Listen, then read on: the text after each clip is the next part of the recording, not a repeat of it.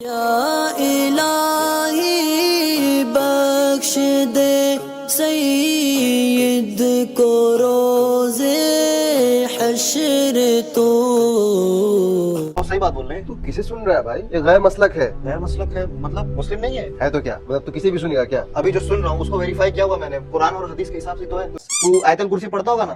تو آیت الکرسی کا وظیفہ جانتا ہے کس نے دیا تھا؟ شیطان. تو اسلام کا ہی نہیں. جیسا کہ آپ کو معلوم ہے کہ کچھ لوگوں نے سوشل میڈیا کے ذریعے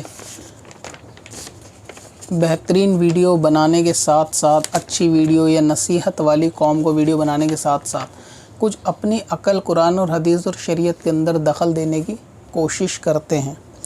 مثال کے طور پہ یہ ویڈیو جو آپ نے دیکھی اس کے اندر ایک بات کہی گئی اور لوگ کافی سوال اس بارے میں پوچھتے بھی ہیں کہ آیت الکرسی ہم نے شیطان سے سیکھی ہے. تو اس کی دلیل یہ ہے کہ کوئی بھی اچھی بات کسی بھی مسلک کے فرقے والے سے آپ سنو تو اس کو ایکسیپٹ کر سکتے ہو. تو اصل میں جو لوگ یہ سمجھتے ہیں کہ ہم نے آیت الکرسی کو شیطان سے سیکھا ہے تو جن لوگوں نے واقعی میں سیکھا ہوگا اپنے بڑوں سے تو وہ اس چیز کا دعویٰ بھی کرتے ہیں کہ انہوں نے سیکھا ہے. جبکہ آپ اسی حدیث کے اندر جو اس میں بیان کی گئی ہے ایک بات پہ اگر آپ غور کریں گے کہ جب شیطان نے یہ بات عمل کوئی بتانے کے لیے کہا کہ میں تمہیں بہترین عمل بتاتا ہوں، پھر اس کے بعد سورہ آیت الکرسی اور اس کی فضیلت بتائی، تو شیطان سے سیکھنا اس صورت میں ہوتا جب صحابہ اکرام نے اس پہ فوراً عمل کر لیا ہوتا یا اس کی بات کو مان لیا ہوتا. لیکن صحابہ نے اس کی بات کو نہ مانتے ہوئے پہلے نبی پاک صلی اللہ تعالیٰ علیہ وسلم کے پاس جانے کے بعد تمام واقعے کو بیان فرمایا اور اس کے بعد ان سے یعنی حکم اس کا مانگا کہ یہ بندہ سچا ہے جھوٹا. جب اس پہ نبی رحمت کی مہر لگ گئی کہ ہاں یہ بات صحیح ہے، صحابہ کرام نے اس کو تب ایکسیپٹ کرا. لہٰذا یہ کہنا کہ شیطان سے آیت الکرسی یا قرآن سیکھا ہے یہ غلط ہے، کیونکہ اگر شیطان سے سیکھنا ہوتا تو تصدیق کی ضرورت نہیں ہوتی. اس کو نبی پاک کی ویریفیکیشن کے بعد ایکسیپٹ کیا گیا، تو یعنی حضور کے فرما برداری اور حضور کے کہنے کے مطابق اس کو ایکسیپٹ کیا گیا ہے. تو یہ سیکھنا نبی پاک سے کہ انہوں نے کہا یہ صحیح ہے تو اس کو صحیح مانا گیا ہے، نہ کہ شیطان نے کہا کہ یہ اس کی یہ فضیلت اس کو مان لیا گیا. تو جو لوگ یہ سمجھ رہے ہیں کہ ہم نے اس کو شیطان سے لیا ہے تو یہ غلط ہے. اگر شیطان سے لینا ہوتا تو پھر نبی پاک سے اس کی تصدیق کرائی ہی نہ جاتی اور خود بخود اس کو ایکسیپٹ کر لیا ہوتا، اس کو مان لیا ہوتا. لیکن اس سے تصدیق کرانے کا ان سے مطلب ہی یہ ہے کہ شیطان کی بات کو نہیں ماننا یا اس سے کوئی چیز نہیں لینی. اور تصدیق کے بعد جب حضور پاک نے فرما دیا کہ ہاں یہ فضیلتیں ہیں تو وہ اصل میں ماننا اور لینا نبی پاک سے ہوا، کیونکہ ان کی بات کو ایکسیپٹ کیا گیا ہے، شیطان کی بات کو ایکسیپٹ نہیں کیا گیا. تو باقی اس میں پھر اور بھی کلام ہے کہ سبھی لوگوں کی باتیں سننی چاہیے یا نہیں سننی چاہیے، بلکہ محدثین کا یہ عمل رہا ہے کہ جو شخص بدعتی ہوتا تھا اس سے حدیث پاک بھی نہیں سنتے تھے، کیونکہ وہ اس میں شیعت کا کہیں نہ کہیں انس پایا جاتا تھا، وہ حدیث گڑھ کے بیان کرتا تھا. تو آج کل یہ جو سوشل میڈیا پہ لوگ بیان کر رہے ہیں کہ جو بھی اچھا اس کی بات سن لو، اسی کی وجہ سے لوگوں کے ایمان برباد ہوتے ہیں اور ایمان جو ان کے خراب ہوتے ہیں، کہیں نہ کہیں ان کے عقائد کے اندر خرابی پیدا ہوتی ہے کہ اس کو بھی سن لو، اس کو بھی سن لو، اس کو بھی سن لو. یعنی ایک شخص وہ ہے کہ جو نبی پاک صلی اللہ تعالیٰ علیہ وسلم کے صحابہ کی گستاخی کرتا ہے، لعن طعن کرتا ہے، برا بھلا کہتا ہے، لیکن چند باتیں تو وہ بھی اچھی کرتا ہوگا. تو اس شخص کے مطابق تو اس سے وہ اچھی باتیں لے لینی چاہیے. اسی طریقے سے کوئی ہے کہ جو نبی پاک کی نبوت کے خلاف اپنی نبوت کا دعویٰ کرتا ہے، تو ایسے شخص کے ایسے جاہل کے مطابق تو ان کی باتیں بھی سننی چاہیے، ان کی مجلس میں بھی جانا چاہیے، جو وہ بیان کریں جانا چاہیے.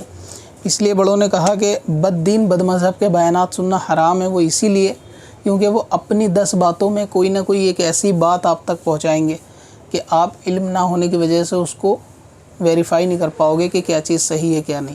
اب بیان کرتے کرتے مثال کے طور پہ آپ شیعوں کے بیان سنیں گے، اس کے مطابق تو پھر سب کے سننے چاہیے. تو شیعوں کے سنتے سنتے وہ پھر کچھ فضیلتیں حضرت علی کی ایسی بتا دیں گے کہ جو قرآن حدیث میں نہیں ہوگی اور آپ اس کو ایکسیپٹ کر لو گے. کچھ باتیں ایسی بتا دیں گے جو باقی صحابہ یعنی ابو بکر، عمر اور حضرت عثمان غنی رضی اللہ تعالیٰ عنہم کہ ان کی فضیلت کے اوپر جائیں گی تو آپ اس کو بھی ایکسیپٹ کر لو گے. کچھ فضیلتیں وہ ایسی بیان کر دیں گے جو نبیوں سے بڑھ جائیں گی حضرت علی کی، تو آپ سننے میں اس کو بھی ایکسیپٹ کر لو گے. ایکسیپٹ کرنے سے مراد یہ ہے کہ آپ کو جب ان حدیثوں کے بارے میں علم ہی نہیں ہوگا تو ظاہر ہے کہ آپ تو اس کو سچ مانو گے یا تو آپ خاموشی سے سنتے رہو گے. تو کسی بھی اس طریقے کے معاملات خاص طور سے ایسے سوشل میڈیا کے مفتیوں کے بیانات نہیں سننے چاہیے کہ جو یہ درس دیتے ہیں کہ مسلک چاہے کوئی بھی ہو، اور سبھی لوگوں کے جو ہے نا وہ بیانات سننے چاہیے سبھی. پھر تو یہ قادیانیوں کے بیان بھی سن سکتے ہیں اگر سب کے اچھے بیان لیے جا سکتے ہیں.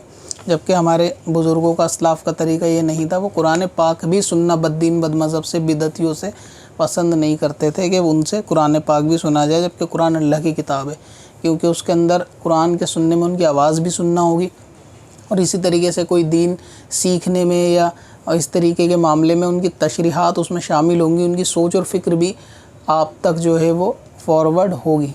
اور حضور نے فرمایا کہ جب آدمی اپنے دوست کے دین پر ہوتا ہے تو وہ دیکھ لے کہ اس سے دوستی کرتا ہے. تو آپ جن کے بیانات سنیں گے، جن کی باتوں کو سنیں گے، تو اس میں کچھ نہ کچھ باتیں ایسی ہوں گی جو ایمان کے لیے خطرہ پیدا ہوں گی. اسی لیے صحیح العقیدہ سنی عالم دین کو سننا چاہیے. اور اس طریقے کے یہ ٹک ٹاکر جو سوشل میڈیا کے ہیں یا ان کی باتوں میں تو بالکل بھی نہیں آنا چاہیے کہ یہ اپنی من گھڑت تشریحات کو لوگوں کے اندر عام کرتے ہیں. حدیث و قرآن کی اپنی من گھڑت اور من مرضی کی ایکسپلینیشن لوگوں کے سامنے کرتے ہیں جو ان کی عقلوں میں آتی ہے. اسی طریقے سے مرزا انجینئر ہو یا ساحل ادیم جیسا جاہل ہو یا اس طریقے کے یہ سوشل میڈیا پر انہی لوگوں کے چیلے اور چمچے ہوں، تو ان سے جو ہے وہ دور رہنا چاہیے. اب اپنی ضرورت کے لیے آسان وظیفہ تلاش کرنا ہوا اور بھی آسان. وزٹ کریں wazifa.smswarsi.com پر اور اپنی دین و دنیا کی بھلائی کے لیے پائیں ڈھیروں آسان وظیفے. کب سے اپنی خطاؤں کا شمارا جائے گا.